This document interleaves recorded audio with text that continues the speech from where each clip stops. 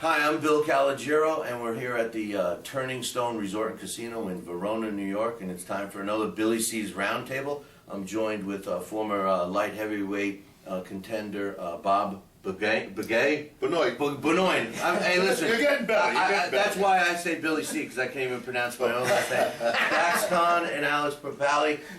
We're going to talk about two quick topics, get everybody's opinions on this. And the first one that I wanted to talk about, and Bob, we'll start with you. Muhammad Ali is kind of regarded as the trash talker. Now, he wasn't the first guy that started talking trash, but since he has, and since he, became known for his trash talking in and out of the ring, right. It seems that today every single fighter goes through that, what I call the Muhammad Ali thing. They do it for the pre-fight press conferences and all that stuff. I mean, what's your thoughts on the Muhammad Ali trash talk before and during the fights? Well, it worked. It worked. Got people's interest. It just worked. And he, he got that from Gorgeous George. He went to a wrestling match. He saw Gorgeous George with all his all his props and his persona and antagonizing his opponent, and it worked. And he grasped that idea, that concept, and put it into his own persona, and he did it very well. I mean, he was Gorgeous George on steroids. It's entertaining, and like you had said before, at the end of the fight, when the fight's over, they end up hugging each other anyway. Right. 99 times out of 100, that's how it ends up. Right. Dax, the thing is that I'm always thinking in the back of my mind, when's somebody going to come up with something new? Is there something new? I mean, that's the real question. I mean, and how do fans? I mean, we all know it. We talk about it all the time. We know that it's all BS. We know that they're trying to sell tickets. Does it actually work? Do they sell tickets by doing it?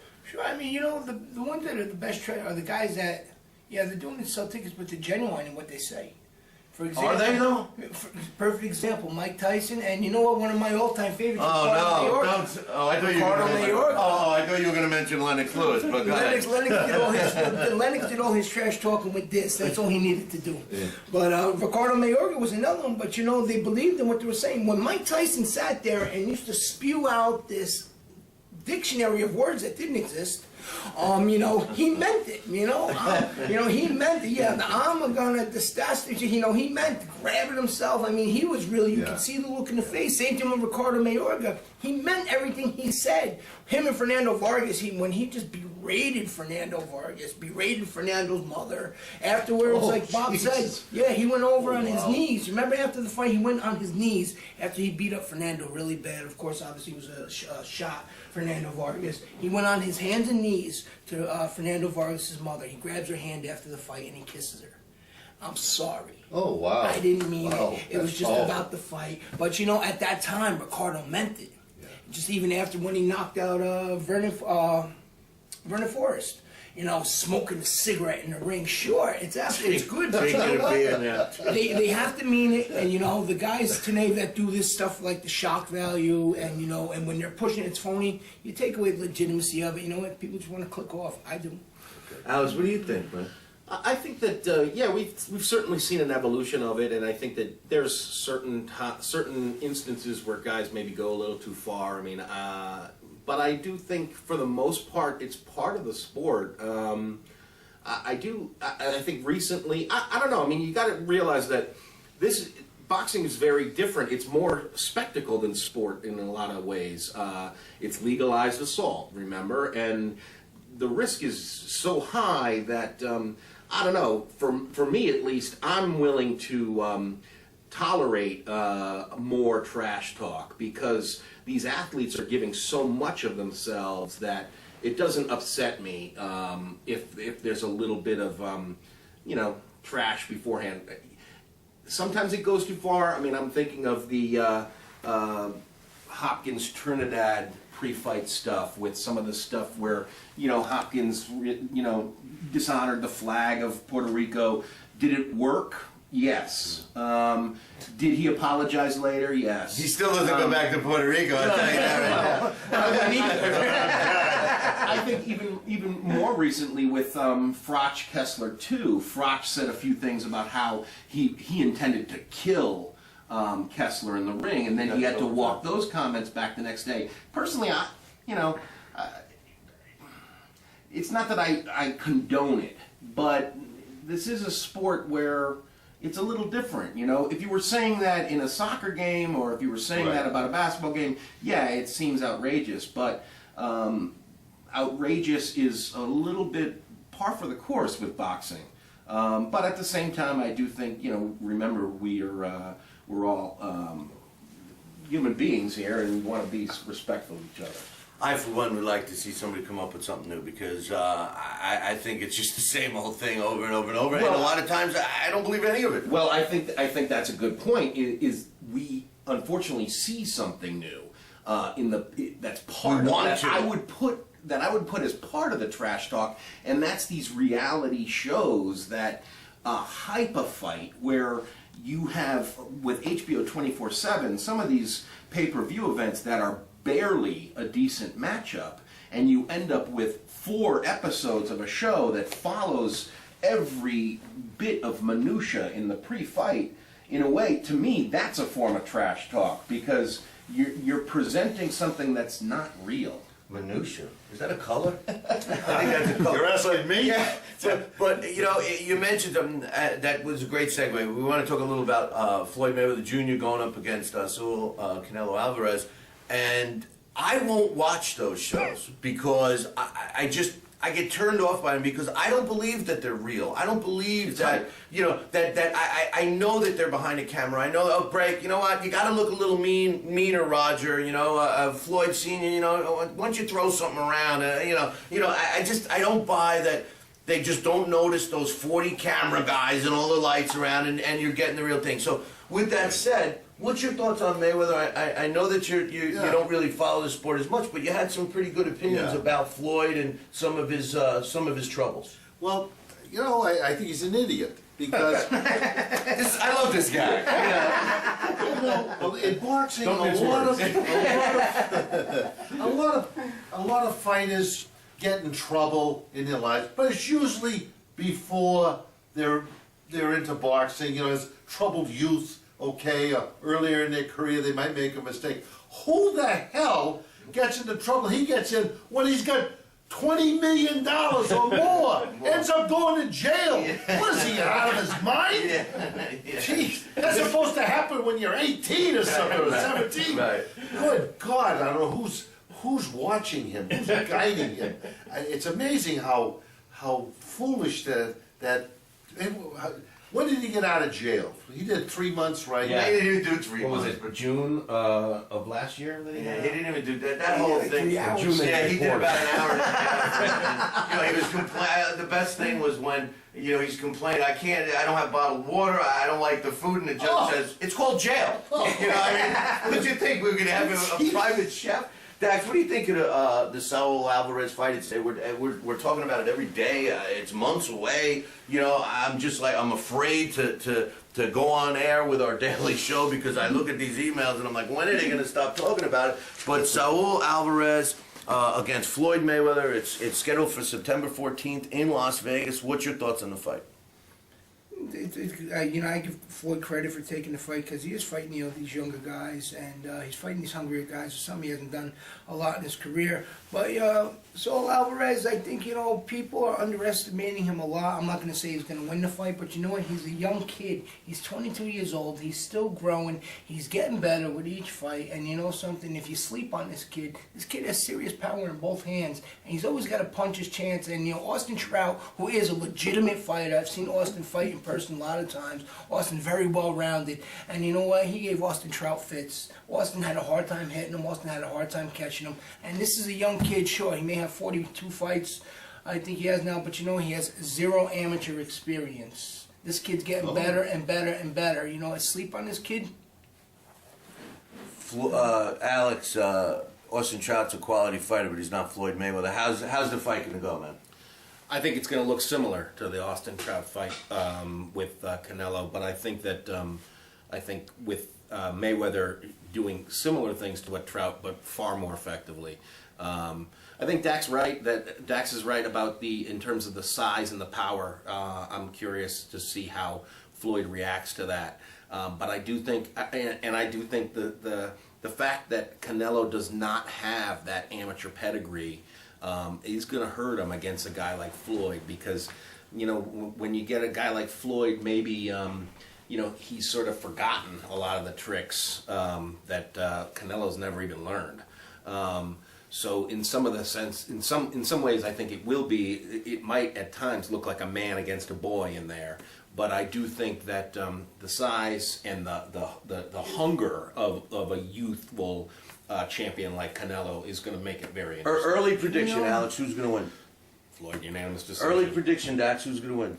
I'll say a Floyd decision, but you know what? I wouldn't really call it an upset if Canelo knocked him out. You know, I see that fight going. I agree with both you guys in the sense that, you know, you got experience and age. Floyd's fought at 154 before. He's won titles, but every guy that he's fought at 154 is a guy who formerly moved up, isn't it? This is the first true 154 pounder he's ever fought. Absolutely, and I think that's going to be the significant question. Here's what's that going to mean. Here's what's going to happen. Floyd Mayweather, who I'm not a big fan of, you know, I just think what we're going to see is we're going to see an aggressive, and just like I was starting to say, you got a young fighter, no amateur experience. He's 22 years old. You know how we all felt when we were 22 years old, invincible.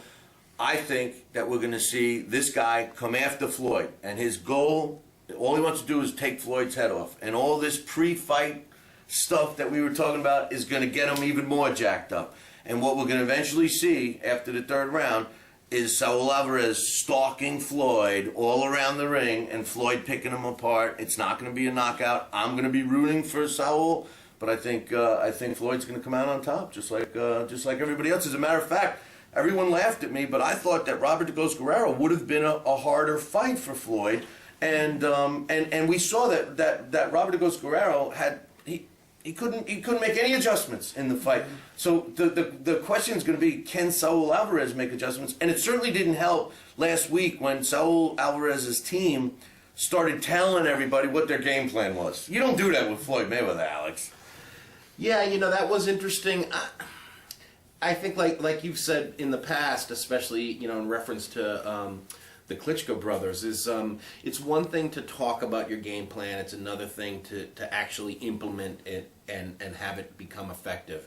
So in that sense, I don't think it matters much that they mentioned it, but it is sort of interesting because you wonder if there's a sort of reverse psychology behind it, that maybe Team Canelo is saying it because they're planning something different.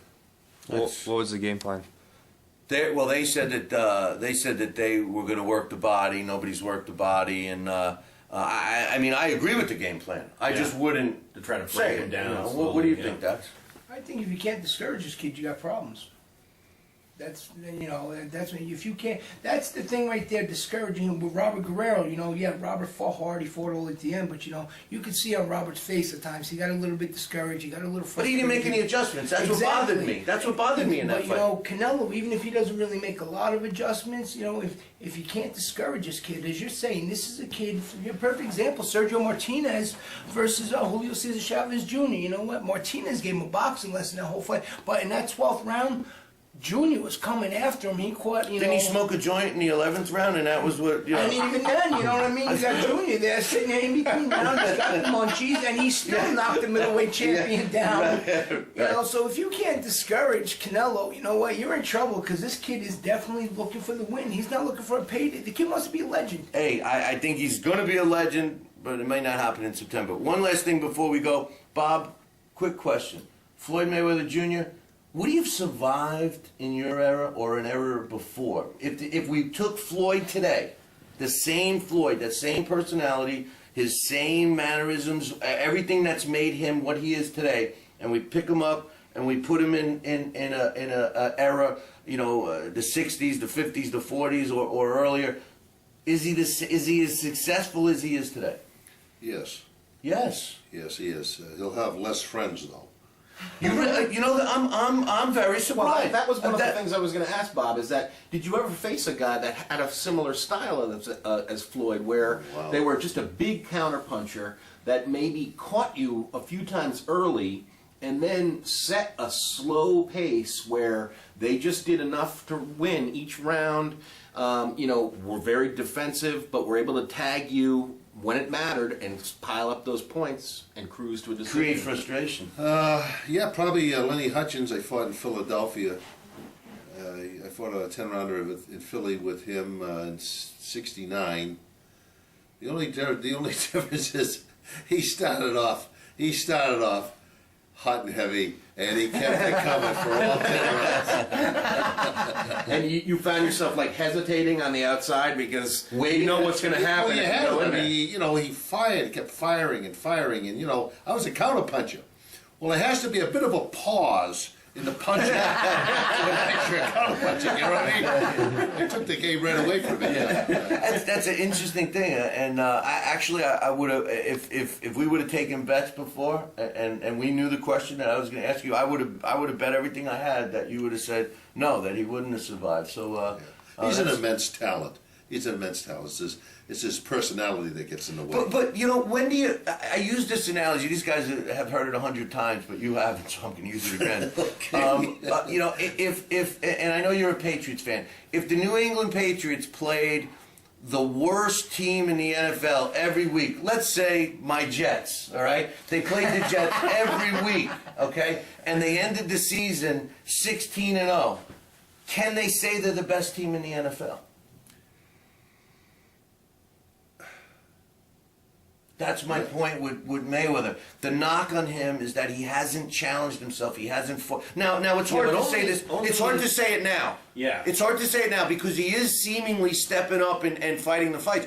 But I mean, the argument on him is that he's cherry-picked his opponents. Well, I'm very seldom without words, but you really stopped me dead in my tracks with that question. But could you say that they're that good if they played the worst team at week in and week out? Well, you could say it. Doesn't mean it's the truth. Okay. You know what I mean? And I think that's the thing is that And that's- today, that's what happens is that the way the landscape of the sport is that you could get a whole network to say something, and if they say it loud enough and long enough, It becomes people the truth. right. Yeah. People agree Yeah. with it, and the voices that challenge it become softer and softer. That's not to say, and I don't want to make that sound as if I'm saying that Floyd Mayweather is completely manufactured. I certainly don't believe so. I do think I think the Guerrero fight was certainly overhyped. That to me was that I thought we saw what we were going to see. That one of the major things into that was the 3 degrees of Andre Berto that they were sort of thinking of was meaning something wonderful. That he beat Andre Berto, right? But that was Andre Berto. Right. That's not hardly a stepping stone to Floyd Mayweather. No. Reluctantly, I do have to give Floyd some credit in his last several fights. I do put Victor Ortiz in there, even though I think it was a legal sucker punch, Alex. But he did step up and fight a tough guy there. Miguel Cotto, I give him credit for. Of course, the Robert DeGoes Guerrero fight, and now you got to give him credit for Saul Alvarez. So appreciate everybody joining. I want to thank Alex, Daxx, and my man Bob. And the guy behind the camera, Jerry. Thanks for everything. We'll see you next time. You talk about Sugar Ray Robinson, fighting Joey Maxim. Moves up to fight Joey Maxim. Right. Even Roy Jones Jr., give him credit. He fought John Ruiz at heavyweight. Sugar Ray Leonard, Donnie Lalonde. Well, that's a fluky thing. That's Yeah, a because- guy with a small guy though. But no, it's like the model is there for Floyd to follow because that was tailor-made for Sugar Ray. It was because there was two. Why can't they do that kind of thing with Sergio Martinez? But talk about catch weights. There was 2 titles on the line, and how do you do had that? to make the 168. Yeah. It didn't make Yeah, sense how do you do that? because then you have the 175-pound champion weighing 168, giving up his 175-pound title. Right. So, yeah, Me and Scott got into that debate after Kessler and Froch too, and he was, Ward needs to go over there and prove himself, and that's it. I'm like, listen, Right, as of right now, Ward has the win over him. As of right now, Ward is the top guy in the division. As of right now, you got to come to Ward. Ward has nothing to prove. Well, there is the argument about Andre Ward. He hasn't gone and he overseas. hasn't gone anywhere. The only time he actually fought, as a top pro out of Atlantic California was Atlantic City. That's when he beat Froch, isn't it? Wasn't that was that Froch and Johnson was the Super Six. Yeah. I'm pretty sure that's where he beat Froch, because I think that is where he beat Froch, I can't because remember. Froch beat Johnson in Atlantic City. I can't remember. Yeah, Froch was funny because he said that he'd be willing to go to a neutral site to fight. Like Las Vegas. Yeah. How's neutral? When has that been Froch neutral? Is England. He went to Denmark. And Froch is, listen, when you He's start like- talking about, fighting the best of the best, I mean, really, three names come to my mind: Froch, Andre Ward, and friggin' Abner Mares. You can't forget about that guy either. Yeah, he's really good. No, but I mean, fighting the best in his division. Oh, right. Yeah. Froch has definitely fought, everybody there is to fight. The Klitschko's have just ruined heavyweight Ready? division. You want to get going? You All got- right, so, you want those cups in there?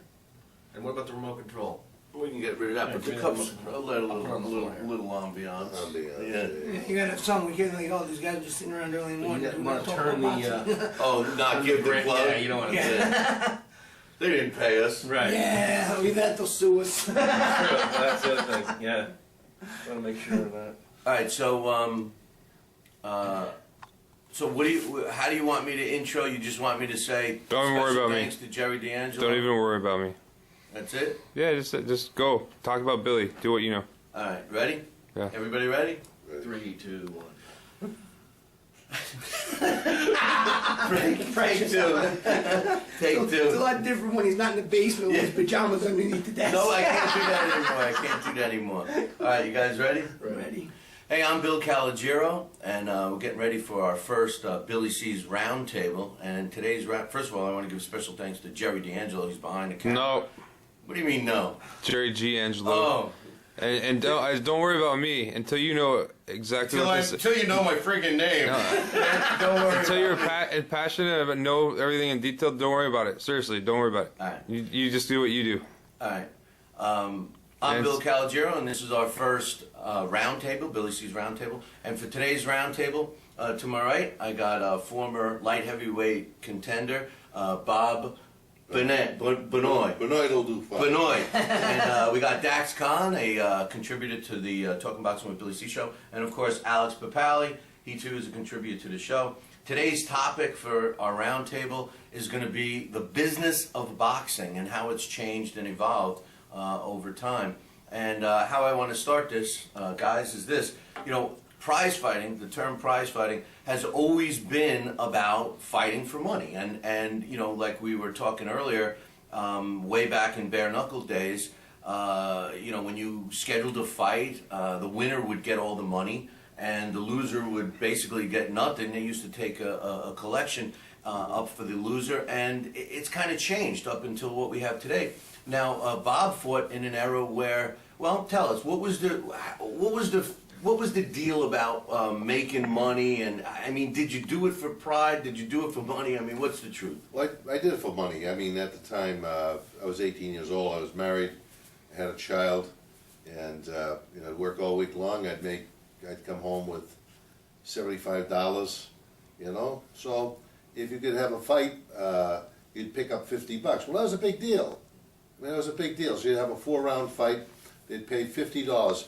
In New England was where I had most of my fights. Sam Silverman ruled the roost. Sam Silverman was a legendary promoter for 40 years. He's known as Subway Sam, Unsinkable Sam Silverman, and he was a legend. He was also very cheap. And he'd fight you over $10. But in 1966, when I started, I was, like I said, I'd make $80 a week working in a factory, and if I could go and make $40 or $50 in a 4-round fight, it helped. It helped, And he ran shows every week. He ran shows in Portland, Maine. He ran them in New Bedford, Mechanics Hall in Worcester. He was the glue that held boxing together in New England for many, many, many years. So, to answer, I don't know, did that answer your question? Well, it's on the right track, I guess, you know. But you know, Alex, you and I worked on a project together about a bare knuckle fighter, Tom Molyneux, and we learned a lot about him and the price, I should say, the purse structures, and how these guys fought. And when we were talking earlier, when you put the value of the money in perspective, it really hasn't changed that much. I mean, those guys were making more money than the guy working, you know, so to speak, a 9-to-5 job. Yeah, I think that that's the big. In some ways, that has changed dramatically today because, and this was something that was said up at the Hall of Fame the other day. The journalist Colin Hart, who's getting in this year, mentioned how, you know, it used to be the tradition in the whole world of sports that the heavyweight championship was the greatest prize in sports. Today, you know, if you join the NBA and do well, you might make more than a heavyweight champion possibly could, at least in the short run, and you don't have the same risks. So yeah, I think that the fact is that as much as there is all these kinds of real noble qualities, human qualities that are shown there in the ring of courage and pride and everything, it still is a job. It's a way of making a living. And it does have to provide some sort of stable sustenance for the people that do it. You know, Dax, Bob mentioned about pride, and you know, we were talking earlier about, you know, rankings and stuff like that. And you know, you work your way up to a contender, and when there was one champion, 8 divisions, you know, those guys got to that they created that value, you know, to make it to that contender spot.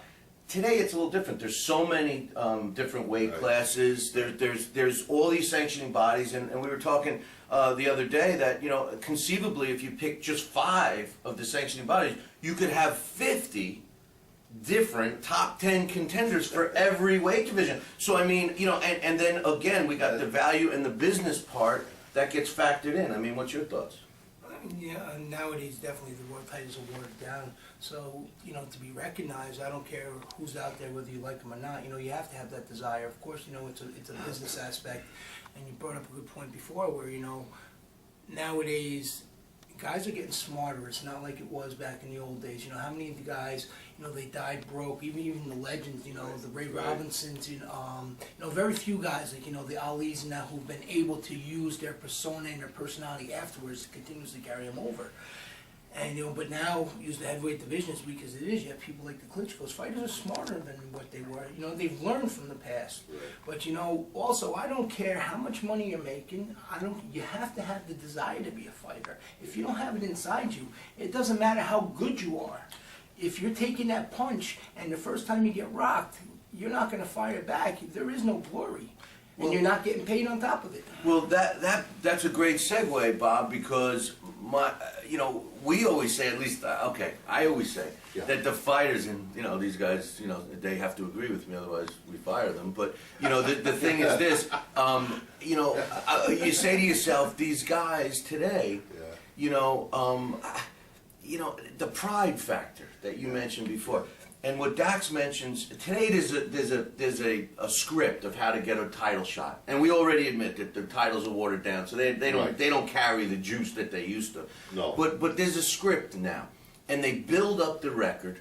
They don't care who they're fighting. You got the TV networks, the promoters, everybody else. They look at that O. Yeah. They see a fighter, a young fighter. We saw one last night, undefeated, 24-0. Who's he fought? You know, and he loses to a guy with, you know, 5 or 6 losses that was supposed to lose. Oh, really? You know, last night. But my point is that you know, when did the pride factor end?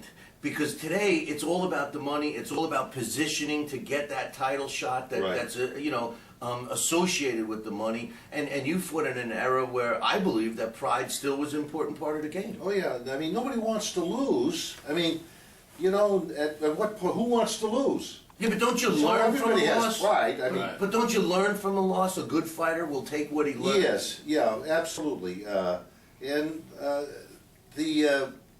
What happened is that media has interjected themselves into the sport, and they're marketing it, and they're going to twist it to what way will market best. Okay, and somebody with a undefeated record it's eye catching, it's ear catching. Okay, and it's going to market well.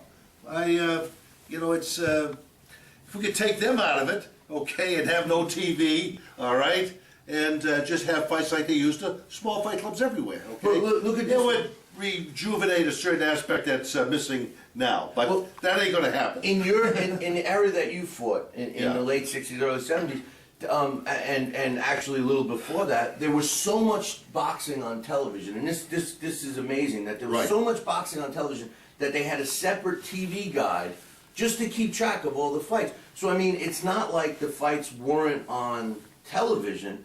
I just think that what you hit on was that the television, when a fighter gets on TV now, there's just a lot more money to be made.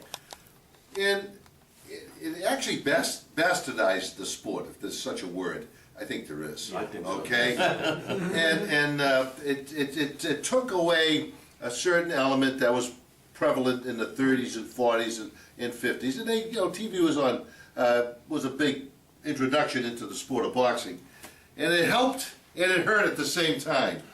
It killed all the small fight clubs, the small gyms, and we can't have it both ways. What do you want, TV, or do you want live shows? But, Alex, we're always talking about the people that are making the decisions, and Bob hit it right on the head. We talk about this all the time, where, that's what they're selling. They're selling the 24-0 guy. We want to see him, he must be good. He's undefeated. He's got 24 wins. Right. He's got no losses. He must be good. Right. And my big gripe is that the guy making the decision to bring that fight to his or her network doesn't know the sport. Right. They're looking at that Exactly. 24-0 record. Exactly. What's your thoughts? Yeah, I think that's absolutely right, and I think what Bob said is true. That I think one of the things that's happened is that, and perhaps I'm showing some of my radical socialist leanings here, but as things have, Well, glad he's sitting over there. as things, I mean, we're living in the 21st century here, where we've seen the 80s, where the rise of corporate power and really the marketing. Everybody now is part of, especially with the internet. Everything has been marketed like crazy, and what happens with that is you get these little false realities that within their own world, if you just look at the small picture they're presenting, things look great. Yes, this guy's a title holder, and he's fighting here on our network, and he's the champion. But if you just look at that casually, okay, you're watching a title fight and you watch it, and for the uneducated viewer, Right. that's enough. Yeah. And that's what the suits, if you will, making the decisions, that's all they care about. And for that, you want to have things that look good. So a guy who's 24-0, they don't care who he's beaten. He's got a 24-0 record. So that's going to look good on our network. Yeah. Whereas a guy who maybe is 11 and 7, who maybe those 7 losses were good fights Yeah, yeah, yeah. and close fights, Yeah. the network's not going to show him. Yeah. Right.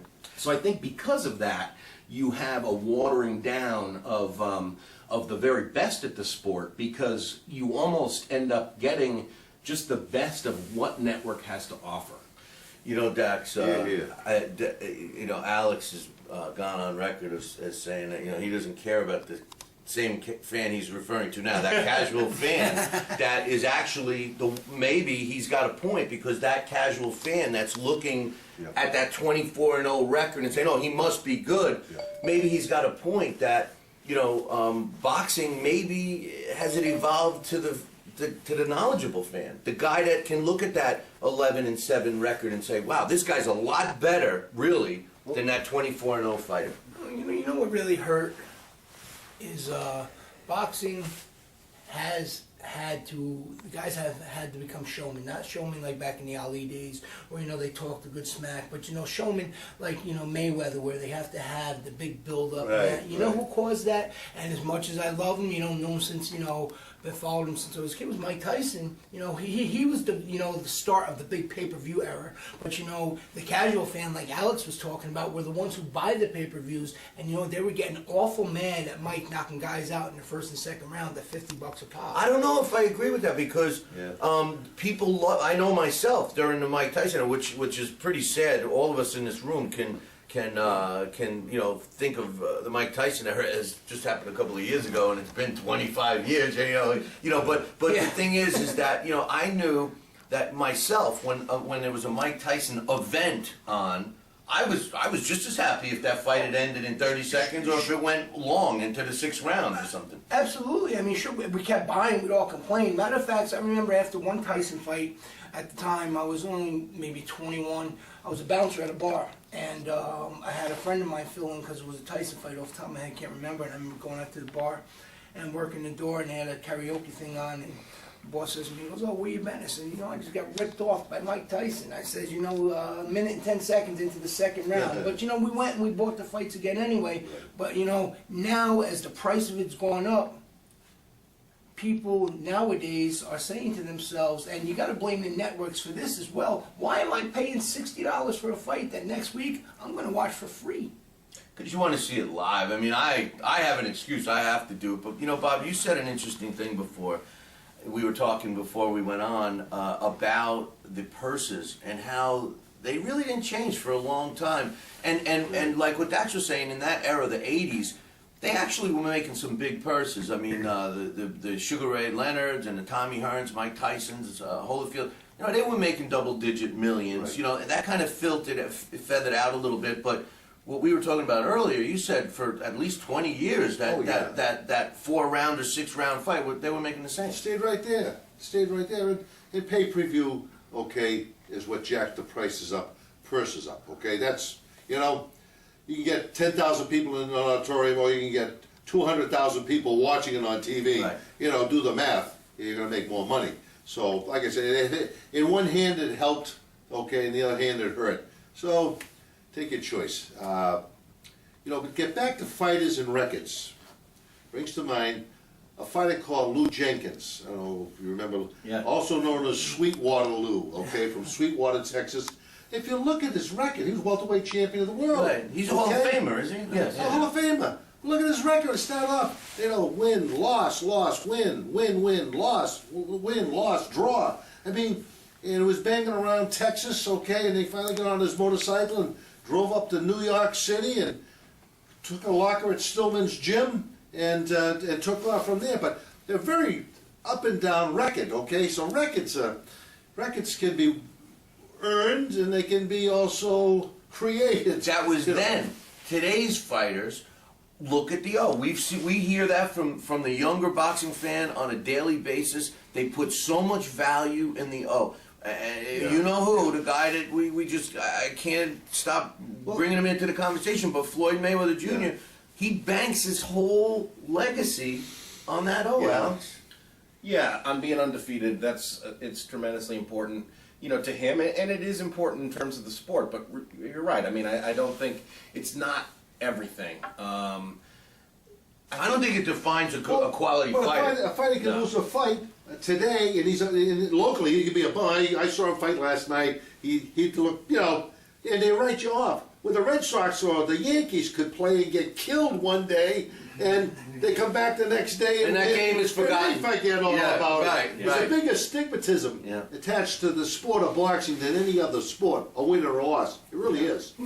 It's, the win-loss thing is funny to say, because the other day, on I think it was Thursday's show, we were talking about the win-loss thing, and the one that I brought up was because Arturo Gatti is getting inducted this weekend, was his fight with Thomas Damgaard over in Denmark. Now we'll talk about the pride part and how important the O is. Now Arturo here, he could always draw in Atlantic City, no matter what. Arturo's always going to pack the house, that's right. especially after his fights with Mickey Ward. Everybody Yeah. wanted to watch Arturo. Everybody wanted to watch Mickey because you know you were going to have a good fight. Even before that, Tracy Patterson fights. I mean, he was just Thomas insane. Damgard had the O at the time, and over in Denmark, you know what it was? He was a national hero because he had the O. Yeah. He had some version of a title that's not even in the top 5 or top 6 of the ABC. And Arturo went over there because that's where the money was, and they knew Thomas was going to pack the house. They knew that they were going to get a good TV audience. Arturo goes over there and blasts through him in a couple rounds because Damgard made the mistake of let me go in there and try and be like Mickey Ward did. Yeah. We're going to be a hero at home. Where's the lad? Never heard of Thomas Damgard again after that. Right. But you know, the O was important. Arturo was a prideful man. He was a prideful fighter. He lost a fight in Atlantic City. It might have been one of the Ward fights or something, or the Ward fight. But he had a limousine that drove him in there. He walked. He walked from Jersey City back to New York. He walked. Wouldn't take the car. He was humbled. Okay, and he said, "I deserve to get a ride back." So he walked back. Well, see, the old thing bothers me because, like you point out about Lou Jenkins, but there's so many great fighters that you can say. Henry Armstrong, didn't he start out 0-2, 0-3, something like that? You know, I mean, Jack Johnson lost many fights. The great Sugar Ray Robinson lost Bernard great Hopkins. fights.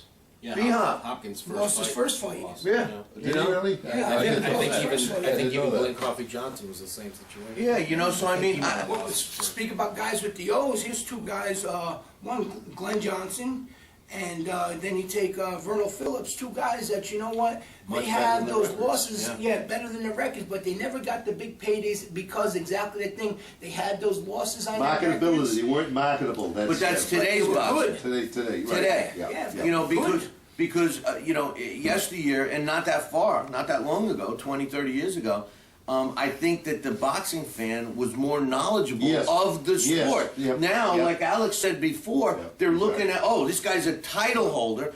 We joke about it all the time, that there's got to be more fighters today with belts than there are without. Yeah. We watched all these fights yesterday, not one world champion on the card last night. And every one of them came out with belts. You know, one guy even came out, I think it might have been the main event, he comes out to, here comes the champion, here comes the champion. I said to Alex, what belt does he have? He doesn't have any. John Scully You know? says to me, he goes, "What's a guy from Virginia have the Caribbean Fed Latin title for?" Yeah, well, I know, it's crazy, man. And I don't think we can ever go back to the way it was. It's tough.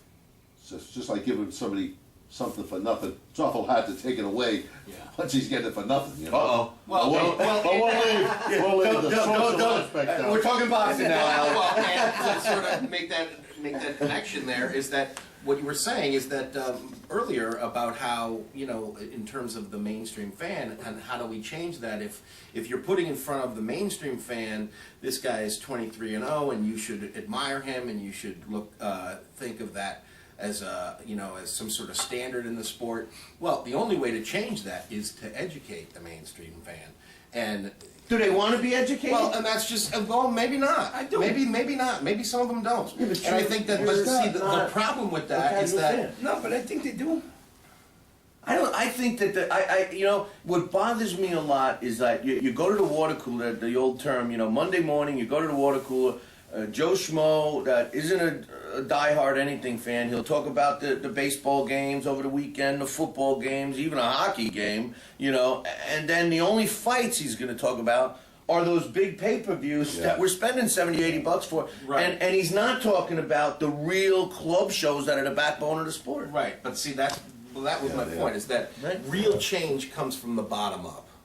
So what that would mean is that by educating the people in by forms of media, by writing and stuff like that, in terms of covering the sport, and if you watch a fight and explaining why this guy is better than his record, that's the way just any kind of change comes. Is that slowly, because the guys who are making money, it's not in their interest to change at all. I mean, one of the things that up at the Hall of Fame yesterday was women's boxer Mia St. John was there. She was talking about how some of the fights that are definitely ones that people want to see in women's boxing just don't get made, in part because maybe there's a little pocket of people in one region that support one of the fighters, and then another little pocket in another region that support the other, but they can't find a site that fills an arena.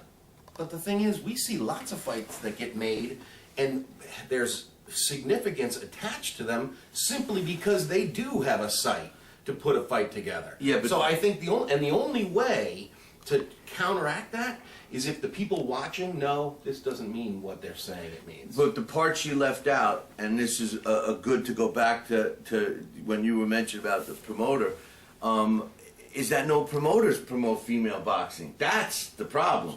There's very few promoters that are associated with female fighters. You know, Fresquez with Holly Holm, Sauerland Events with Cecilia Brackus are the two top ones.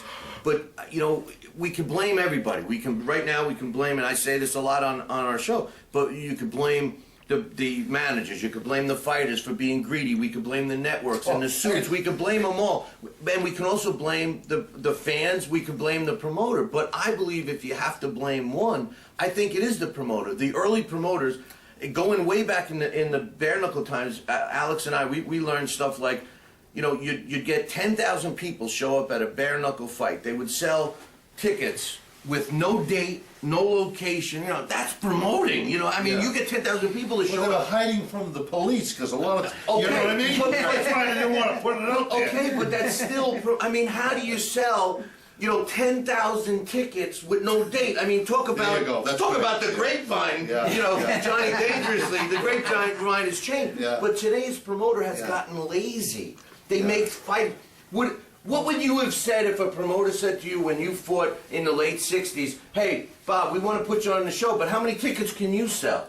Oh, You know, yeah. you're like, wait a minute, I'm training, I'm Yeah. preparing for the fight. You know, I'll get people to come see me, Yeah. but what? You making me sell tickets Yeah. for my purse? That's push what they do tickets. today. They push tickets on, even back then, they'd push them on you. To fight for your purse? Yeah, well, no, Sam Silverman would sometimes pay a guy his 40 tickets. Okay, you sell those 40 tickets. You keep all the money. And you keep the money, okay. And that, you know, and he said, well, if you can't bring 40 people in here, why would I have you fight on my card? Yeah, it kind of made a little bit of sense, you know what I mean? I guess. From a promoter's standpoint, you know. Yeah. But it was a pain in the ass, it really was.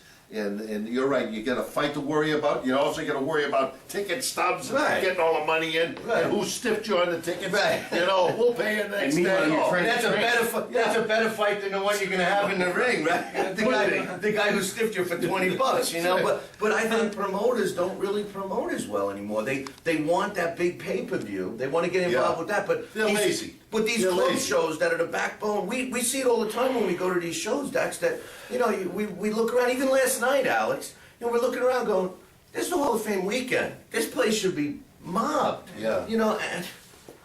And we knew that, okay, they just announced this fight 3 weeks ago, but then we noticed other things. Every fighter was, had to be flown in. There was no local kids on the show. Oh, yeah, you gotta have local gotta talent. have, Gotta have it. That's the glue that holds the card together, really. Yeah. I mean, that makes a Well, big... and look at the fans' reaction. I mean, those first couple of bouts where they were fighters from different states or different nations, the crowd was pretty quiet.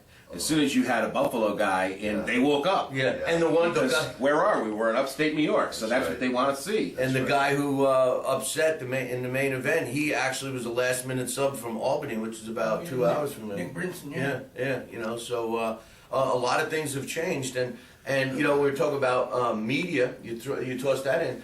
The internet, I think, was good and bad for the sport. I mean, today, way back when, every single newspaper in the United States had a boxing beat Yeah, reporter. that's right. So you'd be able to pick up the newspaper the next day and find out what happened, Right. or the Ring magazine. Everybody waited to get it to see Yeah. what the rankings were. Yeah. Well, now, we could go online and the writers sitting next to us were writing stories that are being uploaded. As soon as the fight, Alex was tweeting what was going on, Facebook.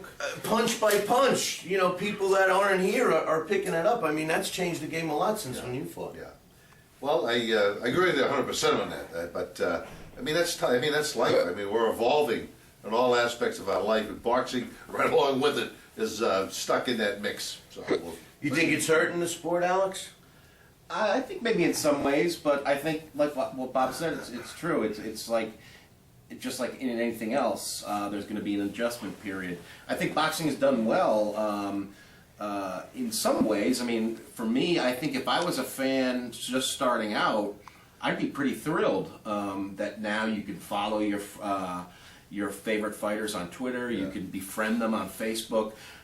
You can see boxing news every single day. When I got into the sport, the New York Times had a boxing writer, the New York Post had a boxing writer, USA Today, they all did. But the thing is, there wasn't a boxing article every day.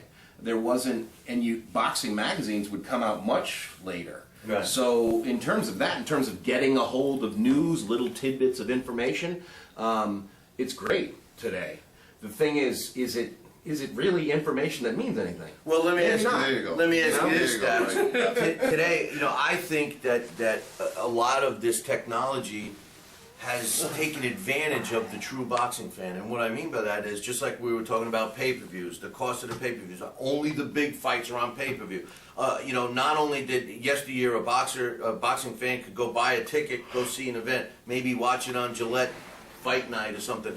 Now we get club shows, and then the big shows at pay-per-view. We even take it a step further. You got Greed Factor coming in with webcasts of club shows that they want you to pay for, $9.99. So I mean, why are boxing fans fleeced the most out of any other sport in this country or any other country? There's no other sport. You can watch a baseball game, a football game, a basketball game on regular TV or listen to it on the radio for nothing. But boxing isn't like that. And it's, you hit it on the head. It's more this country, because in any other country, well, take an example, every week, and you mentioned female boxing before, every week when I do my rundown on the show, every week I mention female fights. Where are they? Mexico and Argentina. And you know what? They headline. Well, they have a fan base. Yeah, that's what I'm saying. They headline. It's all about the promoting. And as Bob was saying, back in his day, we get 40 tickets here. You sell these 40 tickets, bring these guys in, it's going to help you get paid. You know what? In a way, though, Bob, that's kind of good nowadays. Because look at nowadays, we were talking about this or on Facebook or something. Now, all the fighters now, last night, Miguel Cotto, he promoted the card. You got Saul Alvarez, he's a promoter now. Obviously, Oscar De La Hoya, the Klitschko's went into it, Ricky Hatton. Now all these fighters, you know what? If I'm selling the tickets to my own fight anyway, I might as well get all the money for it instead of just sell the tickets so I can get paid my thing and make you the money. It's smart. It's an evolution. As you were saying, little by little, things are changing. Guys are getting smarter and guys are understanding. Well, what would you change about? If there's aspects of sport that you don't like now, what would you change? What would you like to bring back? 8 weight divisions, number one. One world champion. Yeah. I would like to have one world champion in every division, even if we couldn't give up all the bogus divisions, the 2-pound differences. Even if we have to keep 32 weight divisions, I would much rather have one champion. Yeah. And every single one of these sanctioning bodies are against unification. You got to climb the ladder Well, too. because it's against Right. their best interest. Their best that's just, interest. Right, they could make a lot more money by promoting lots of title fights, and I think that's where boxing is a niche sport, and today we still have it's a very enthusiastic niche, but it is a niche. It's a niche within a niche. Sports are a niche. Sports are a niche. That's good. Right? And then boxing's a niche within that. So you're that much down. It's sad, really. It's sad because you got all these champions. We got division in the sport where we need continuity. Like Alex said, all these different sanctioning bodies. Let me ask you this: can you name how many world? It's kind of funny because the era that you fought in, every one of us, we're all old enough to know, at one time remember. I know who every champion is. Yeah. I know who this guy is, that guy, right? Yeah. Now, I talk to people on the street and they're like, "Oh, I used to follow boxing. Who's the champion?" The last one I remember is Mike Tyson. And even he came in an era where there was multiple belts. I mean, how much has that changed? What do you think of a world champion, an interim world champion, a world champion in recess, a super world champion, a silver world champion, a diamond world champion. I mean, champion I'm not making it up. I'm not making it up. You know, I mean, how ridiculous is that? You just made my stomach feel. Exactly.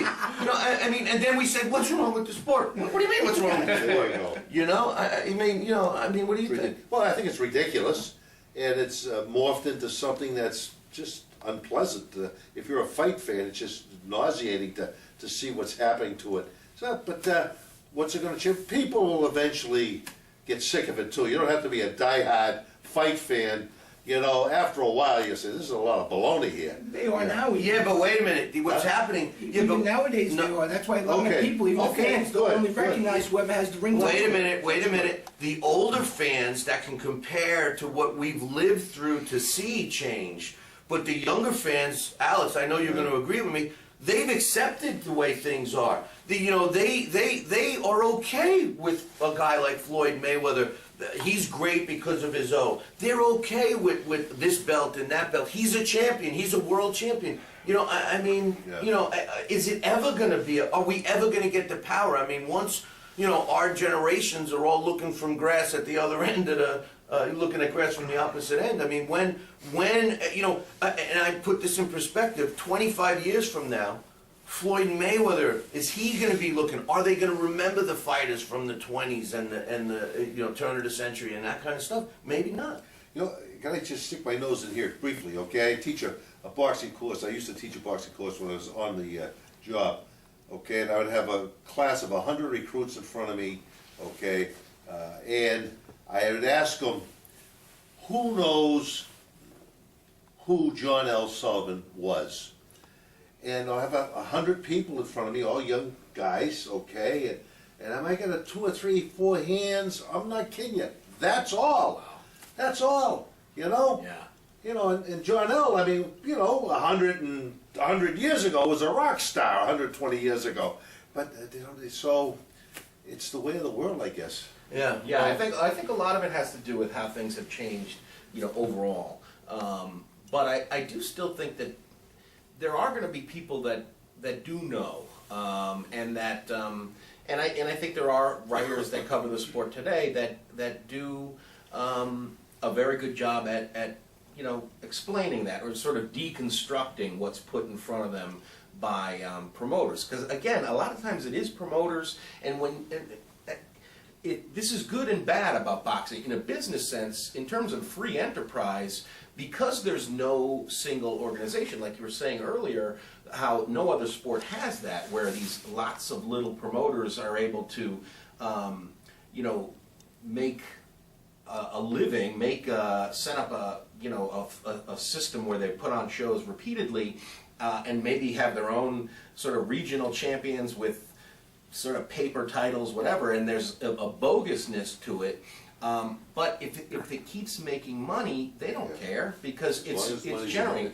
That's part of the problem. Without a league, then you do have these promoters who might have a scorched earth policy of like they don't care how it affects the broader sport. They care about how much they make. The thing is that you're going to need writers. You're going to need you know, the fans to sort of be able to see that and interpret what's really happening there, and it is hard. Well, we're out of time, unfortunately, and the business of boxing, obviously, we could go on and on and on. Thank you for joining us. Bob, I appreciate your time. Daxx, Alex, I'm Billy C. Until next time for our next roundtable, we'll see you then. Thanks for joining us.